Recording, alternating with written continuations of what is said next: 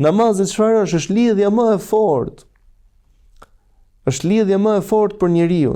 Tregohet se Hasan al-Basri rahimahullah një herë për herësh prezantonte në një xhenaze dhe kur u kthyen nga ajo xhenaze, sheh 2 ose 3 veta të cilët bënin shaka me njëri tjetrin, pra po qeshtin, dhe i thot: "Vallë, pse qeshni?" Pra u shkon nga pas dhe thotë: "O vëllezër, vallë, pse qeshni?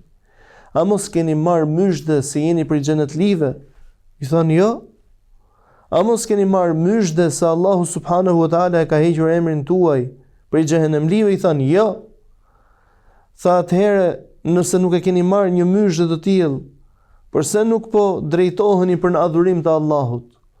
Nëse ky person të cilin sapo e varrosëm do t'i jepej mundësia dhe të kishte një kërkesë, të bënte një kërkesë, cila do të ishte kërkesa e këtij personi?"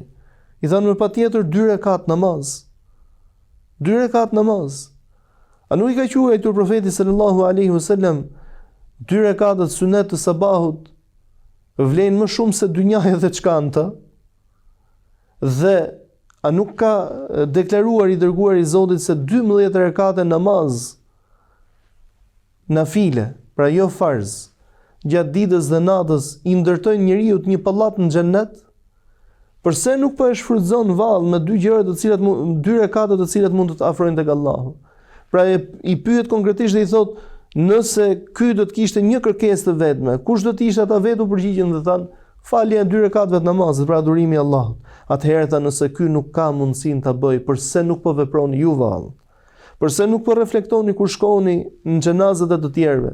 Ku mund të ishe ti ai personi të cilin do ta, siç e lam në tjetrin, domethënë në gropën e varrit, në banesën e parë të ahiretit. Normalisht do të jemi të gjithë një ditë, po në atë çast mund të ishe ti. A nuk merito ka një veprim i tillë apo një prezantim i tillë që ti të reflektoke tek vetja? Duhet të reflektojë me patjetër.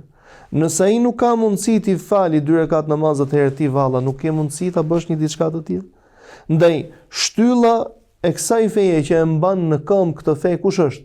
Namazi, adhurimi, lidhja me Allahun, jo shpërdorimi i kohës, jo vrasja e kohës, jo se ku do ta kalojmë kohën të nderuarit e mi, por lidhja me Allahun subhanahu wa taala.